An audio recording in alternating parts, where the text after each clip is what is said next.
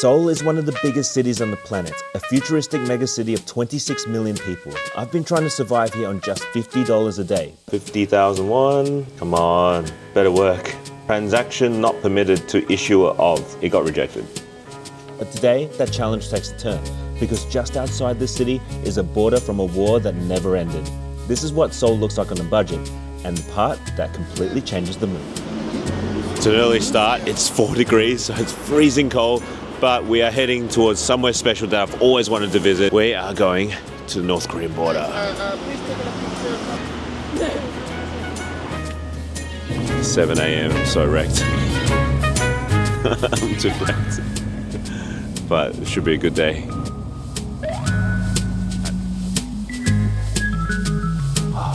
It is pretty crisp outside this morning, but we're heading up to the suspension bridge, which is our first stop in our tour. It's good that the tour guide started early so that we can get this place relatively to ourselves, because as you know, the DMZ tour is quite popular. While I'm hiking up, let me tell you a little bit about the DMZ tour, because this morning it was way too early for me to talk. The DMZ tour was booked through Klook, and it's $32.80 that I spent. Got a lot planned for today. Started early and hopefully we'll finish by mid-afternoon.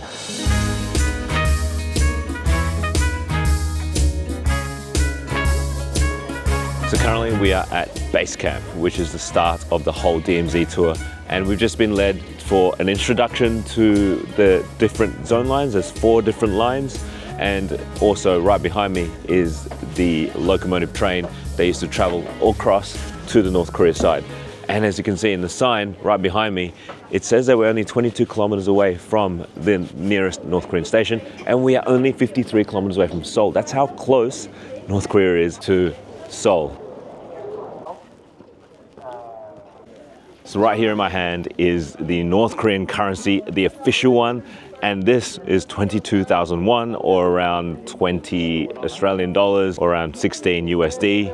And this is the largest denominator. 5,000 is the largest one. This is equivalent to 1 month's salary to a North Korean civilian. In South Korea, the largest denomination is 50,000, so you can imagine that. So that fence over there is the CCAL, Civilian Access Control Line. That is the line between the normal public and first layer of the 4 fences of the demilitarized zone. Once we get through the civilian access zone, we need our passports checked. And then after that line, the MDL, which is a military defense line. Between the MDL, there's another line, which is like the danger zone, so if you cross there, you're gonna get shot. Between the MDL, the second line, and the third line is full of landmines, but we are gonna go right into there through the tunnels. And the demilitarized zone actually starts from the MDL line. That little 4-kilometer stretch is the official demilitarized zone. So as part of the whole DMZ experience, we get to choose the option of listening to a North Korean defector, and that's exactly what I did. And I have to say, it is pretty full on, really heavy. It's also quite emotional as well, just trying to listen to her story, how she escaped, how she integrated into South Korean society, what she does, what life is like back there. That's pretty full on. It's such an interesting listen, and it's very insightful as well as to what life was like and what she escaped from. So we're about to access the Civilian Access Control Line border, where we need our passports checked to be able to get through. So this is why you need your passports to the DMZ tours. This is the map of the 3rd tunnel and how it's all formed. Because I can't film in there, that's all we'll see. And then back of this panel, full of the cabinets that you can put your things. Again, phones, cameras, GoPros, whatever device that you can take in pictures, not allowed. It will be about 358 meters. This is the one 11-degree angled. So way down takes about a few minutes.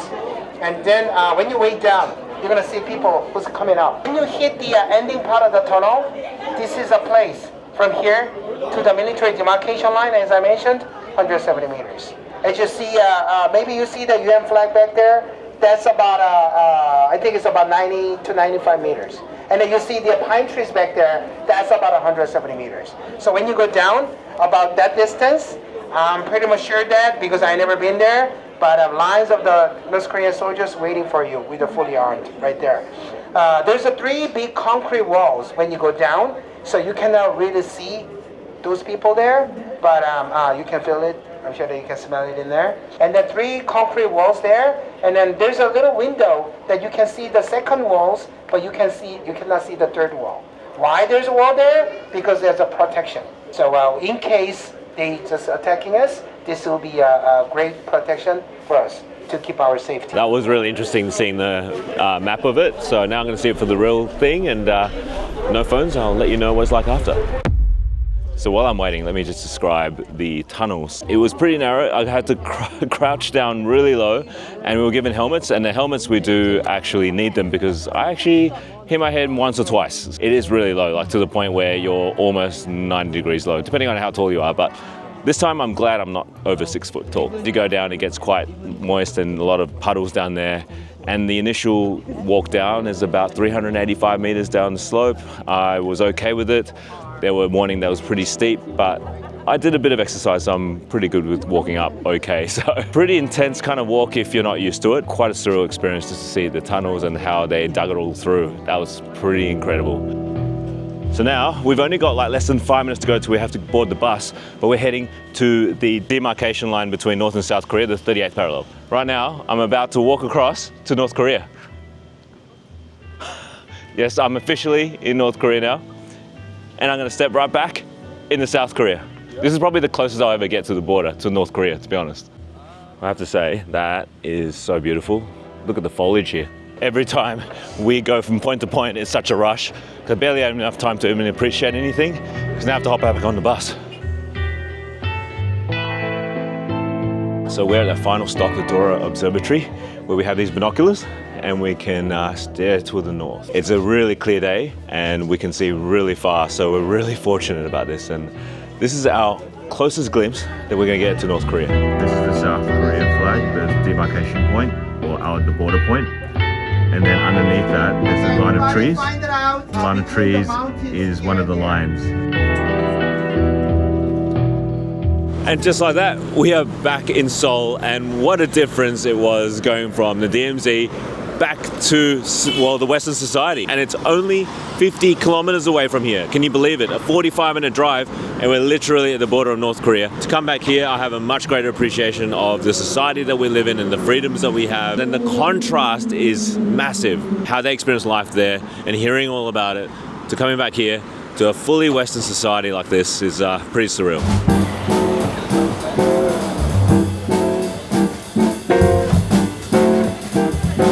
I'm at Mangwon Market and I'm here with a friend right here, and we're trying out street food, which I haven't had yet this trip. He's showing me all the ropes because I know nothing about it. What do we have over here? This is tteokbokki. Tteokbokki, yep. Spicy rice cakes. Yep. This is fried shrimp and Yep. fried squid. Yep. And then Fried these shrimp, are fried called shrimp. or udeng. Fried fish, no. Not fried, but just fish cakes. Yep. In like a really hot, savory broth. Okay. Okay, this is the, how do you pronounce it? Tteokbokki. Tteokbokki. Tteokbokki, which is a very classic Korean snack. Spicy rice cakes. Spicy rice cakes. Cheers. Sticky and creamy. Yeah, I think that's like a perfect level of spice. Yeah. Good kick. And then this is, what do you call this? Just deep Fried prawn. squid and fried shrimp. So it's just Okay. like shrimp tempura, Yep. essentially. But you can dip it in the sauce. So we just dip it in the tempura sauce. The fish cake. You pull one out from the, Yeah, pull one out. You can dip it in the pull one out your cup of broth. and you dip that in here. Yeah, and then just like take a bite. Just take a bite. Oh, yum. Do you drink the soup? Winter time, sometimes I'll just like come get one skewer, Yeah.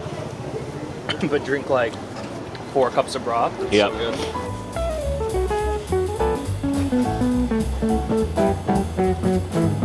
This is blood sausage. Yeah.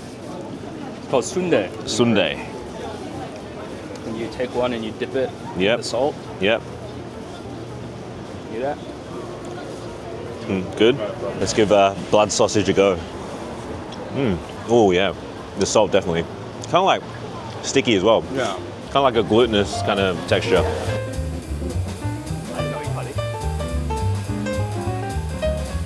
These are glutinous rice twists, Yeah. right? Or chapsal kwabegi in Korean. Chapsa Kwabegi. kwabegi. Cheers.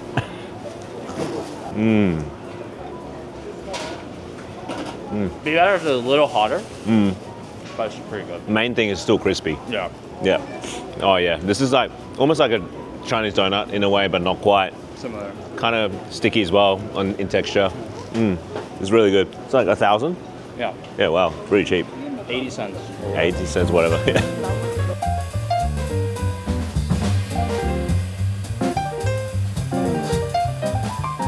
Kanjong, which is Pat kanjong. tat. Tat So kanjong. tat means chicken. Yep. And then kanjong is soy sauce. Okay. So it's like soy sauce fried chicken, but Okay. it's more of like kind of the old school style. Yeah. And it's only 4,000 for a cup. Or that's per cup. And it's got no bones. Is it hot? Ah, it's all right. Pretty good. Really good bite size. Really full of flavor as well. Yeah. Yum. Good. Wow. The place famous. And this place is famous because? I don't know. Just been No, on no. TV. I think It's been on here, TV. Been here forever, probably at the market. Yeah. So, Yeah. but there's always usually a line. Oh, wow, there's no line. We're On lucky. Today, yeah.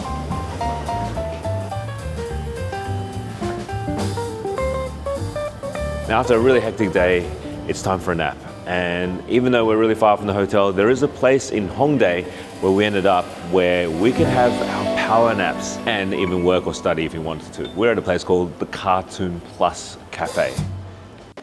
So let's see how this works. Google Translate into the room, same day tickets, great day, and it's just 3,600 for 1 hour. I'm gonna go for 1 hour. Selection complete. Okay, credit card, 14. So once you get your ticket, you get a locker assigned and you get the key out, put your shoes in, replace it with your slippers, and then you can go in. How cool is this little pod? And then you can just literally just have a power nap in the middle of the day or study or do whatever you want. Just a bit of privacy, a bit of downtime if you're out and about. So after a massive day at the DMZ, I'm ready for a nap.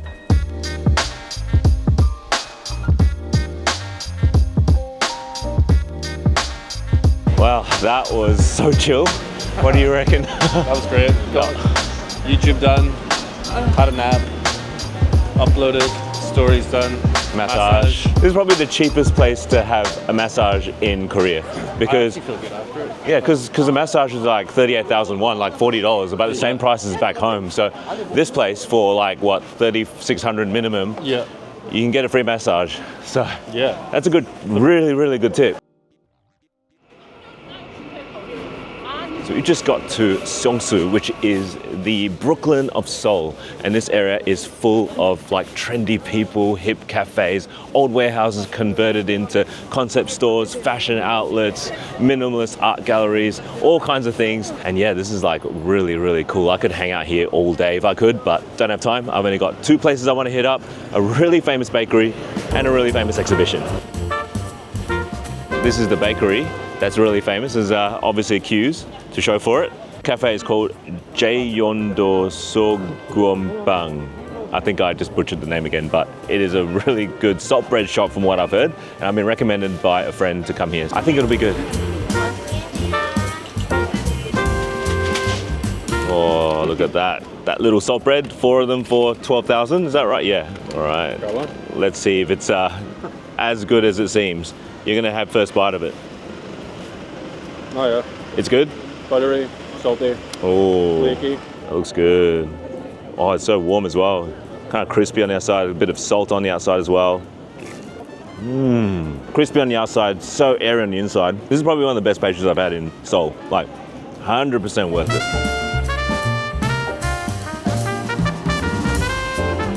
Finally, this is like an art museum and it is like a Gentle Monsters exhibit. And I came here for one reason, because I saw this. It's a Dachshund, it's a sausage dog, it's like my dog Benny.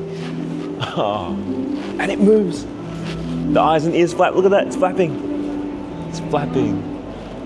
Oh, that's amazing. Oh man, it looks just like my dog.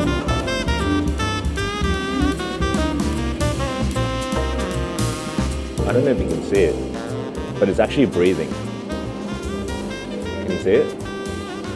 Look at that, it's breathing. That's so cool. See like the twitching in the eyes? Look at that, it's a true sleeping sausage dog. It flapped, the ears flapped, Oriental Monster is a Korean sunglasses brand. Really? I had no idea. I thought it was an exhibition. Or I thought it was like an exhibition about monsters that are gentle. No wonder they're selling sunglasses here. And they're not that cheap. They're about 269,000 onwards. That's like, how much is that? $270. 270 Australian dollars. It's not bad for sunglasses. For a good, like a brand. Like Yeah, is it like Ray-Ban? Some Ray-Ban's probably a little bit cheaper. Okay, so it's higher up. Ford, they're quarter of the price of Tom Ford. Quarter of the price of Tom Ford, and Tom Ford's a high-end one, right? Yeah, like $600, okay. $700. Okay, cool. Good to know.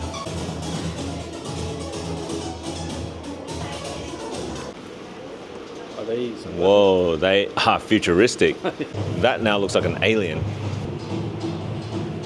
How do I look? I can't see anything. I don't know if I look good or not. Okay, so that's on the dash and we're gonna go upstairs to see what else there is to offer at House Nowhere. So apparently it's like an exhibition, so I'm expecting to see more stuff upstairs. Okay, so I've just landed in a cutlery shop. You want to pay $23 for a fork? $23 for a fork and a knife. How does it work? Ah, you put your fingers in there. My hands are too big. What? Well, what's this? You put your finger around like that? Oh wow, you've got fingernails now.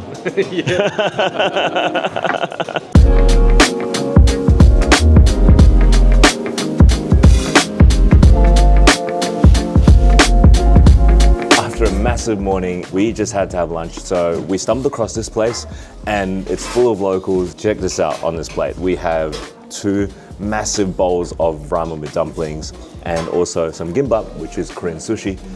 All of this is 17,500 won. If you look at this, how much does that equate to each? Food-wise, it's a lot. Price-wise? Like, yeah. $8.50. Yeah, about $8.50. That is a bargain considering what we're getting. So say $6. Yeah, so it's around $6. And look at that, just massive. So I'm gonna give this gimbap a go. I haven't had a gimbap yet this whole trip, but basically it is Korean sushi. Really fresh. Let's give this a taste. Yep, it's the same sauce.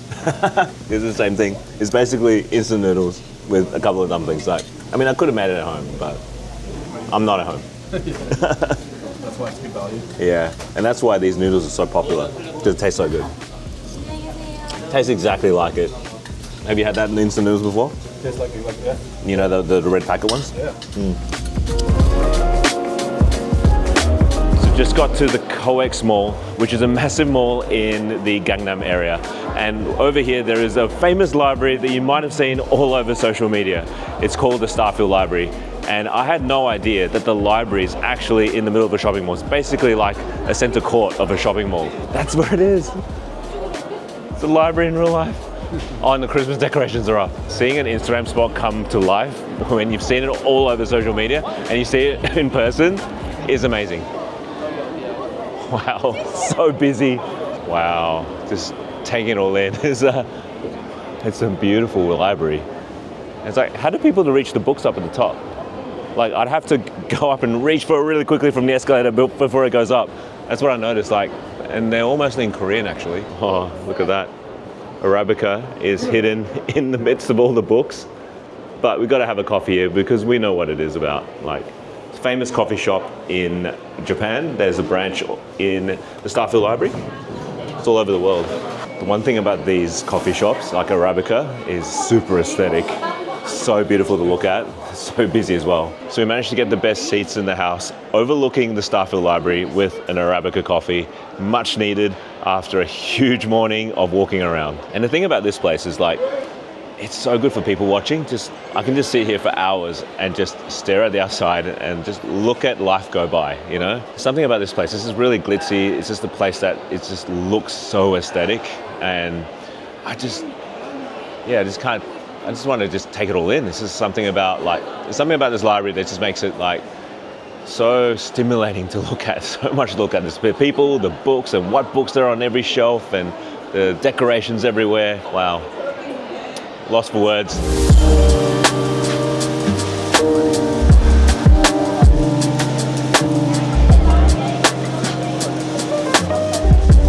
So we are in Hongdae, which is such a hip looking area. Like, it's full of uni students and it's buzzing at night, full of Korean barbecue, chicken and beer, bright lights. There's like an overstimulation. All the foliage as well is in full color. If you want something local, this is the place to go. I just don't know what to do, where to start. Dancers in the street, buskers in the street. Oh yeah, dancers in the street, buskers. People just chill, doing their own thing. There's literally no tourists. We're the only foreigners. It's stark contrast to Myeongdong, which is the complete opposite of the scale. Let's find somewhere to eat because I'm absolutely starving.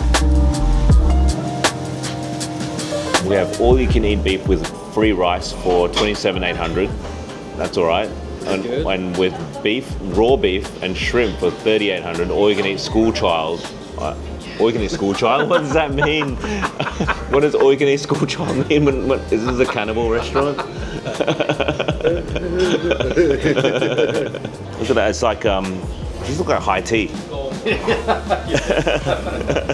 Korean high barbecue. Korean high barbecue. Look at that. The guy version of high tea. Oh, gotta love a Korean barbecue. Not bad for all you can eat. $30. $30 all you can eat. Yeah. And we've got an hour and a half. Comes with raw beef, prawns and beef, and then if you want seconds, I'll give you more. Cheers. Proper green. Absolutely stuffed. I think it's time to call it a day. Very good value that we spent. Really, really good value. All you can eat, so we ate a lot, and all up was like 30,000. Seoul surprised me.